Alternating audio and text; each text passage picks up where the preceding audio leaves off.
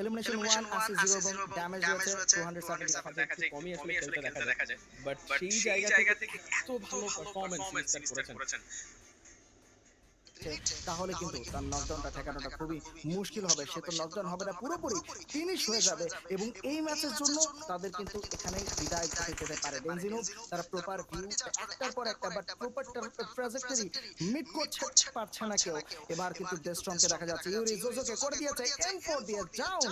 টিএমএফ sports versus ভিভিটার মধ্যে কিন্তু হচ্ছে ফাইট, তো সেই ফাইটটা কি হবে সেটা কিন্তু আমরা দেখতে পারবো। বাট সিনিস্টার অনেক লম্বা সময় ধরে কিন্তু ফোর অ্যাংরি প্রেডেটরসকে গার্ড করে যাচ্ছে। মাপু একেবারে কিন্তু ফ্ল্যাঙ্ক করার ট্রাই। FG1 খুব ভালোভাবে তাদের পজিশনিং গুলো করেছেন, ক্রস ফায়ারিং অ্যাঙ্গেল করেছেন এমন ভাবে যেখান থেকে PSC ফোর্সের টিকে থাকাটা অলমোস্ট ইম্পসিবল ছিল। হেডস্ট্রম স্পট করলেন, নক করে নিচ্ছেন, ফিনিশ করছেন নিজ হাতে। দুটো এলিমিনেশন পয়েন্ট A1 স্পোর্টসের কাছে চলে এসেছে। রাইট নাও ম্যাট কাট হিজ লবিতে ছেড়েছিলেন। বাকি আছে দুটো ম্যাচ, সেই দুটো ম্যাচে কামব্যাক তারা করতে চাইবেন। ATR এখনো যেই পয়েন্ট তাদের কাছে আছে 13 পয়েন্ট আছে, সেই 13 point is not enough to complete for the championship. But ATR এর অ্যাগ্রেশন নিয়ে কারো কাছেই কোনো সন্দেহ থাকার কথা না, তাদের ক্যাপাবিলিটি নিয়ে তাদের সক্ষমতা নিয়ে কারো কাছেই সন্দেহ থাকার কথা না। Any time they just need one good match and boom they will be back. A1 esports তাদের ফাইট থেকে চলে আসলেন এই মুহূর্তে CS6 esports এর কাছে। চ্যানেল রিপ্লেস বা তার উপরে কিন্তু একটার পর একটা ইউটিলিটি কিন্তু চার্জ করে যাচ্ছে টিএমকে দিয়ে এবং এগিয়ে আসলো ক্রোটাল এবং ক্রোটাল এসেই কিন্তু রিফ্লেক্সে করে দিল ডাউন বাই ডিবিএস। এবার আর একজনের জন্য চেষ্টা করে যাবে বা ডিবিএস দিয়ে কিন্তু D46 করে দিয়েছে সাইবারকে ডাউন এবং ডিবিএস দিয়ে কিন্তু চেষ্টা করে যাচ্ছে সে কিন্তু D46 হয়ে গেল ডাউন। নিনজা সে গর্জে উঠেছে, চেষ্টা করে যাচ্ছে নকডাউন নিতে এবং এলিমিনেশন নিতে। মলোটভ থ্রো করছে নাইট এবং Knight is the solo one from their squad right now.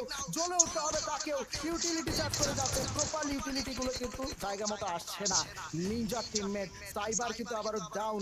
Total cyber তাদের অবস্থা কিন্তু খুব একটা ভালো না, নিনজাকে কিন্তু টিকে থাকতে হবে। আর একটা গ্রেনেড চলে এসেছে, নিনজা একদম 1 HP হতে হতে আবারও কিল আপটা হয়ে গেল।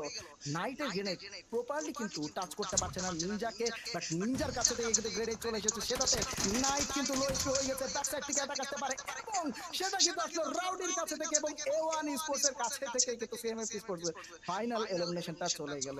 এটা কিন্তু আমরা প্রত্যেকটা ম্যাচেই দেখতে পাচ্ছি, সেম ঘটনাটাই ঘটছে অলমোস্ট। স্কিলার ঘটনার পুনরাবৃত্তি, history is repeating again and again.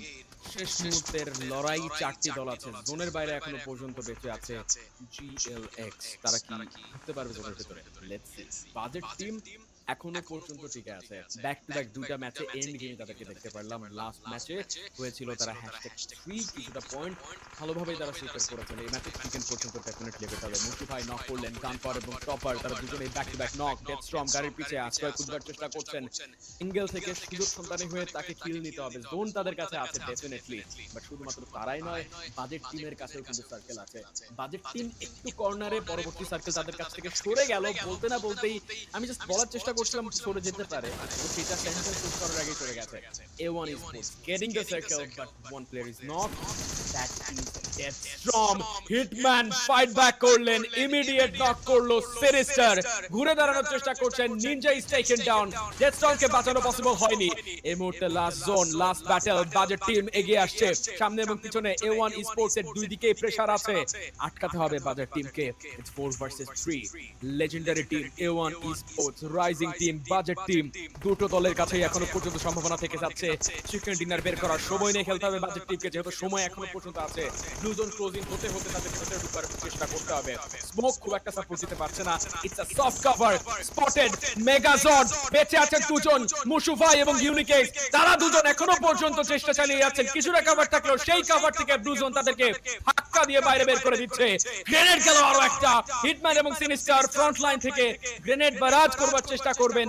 কতগুলো ইউটিলিটি আছে দেখতে হবে। রাউডি সাইড থেকে ডিফারেন্ট অ্যাঙ্গেল বের করতে চাইছেন, এই মুহূর্তে নিজেকে বেট করলেন, বাট কিলটা কিন্তু ডিনাই করতে হবে এবং চিকেন ডিনারটা সিকিউর করে নিল A1 Esports। Back to back chicken dinner পরে প্রথম ম্যাচে কিছুটা মিস্টেক করেছিলেন, সেই মিস্টেকটা এবার সুদে আসলে উসুল করে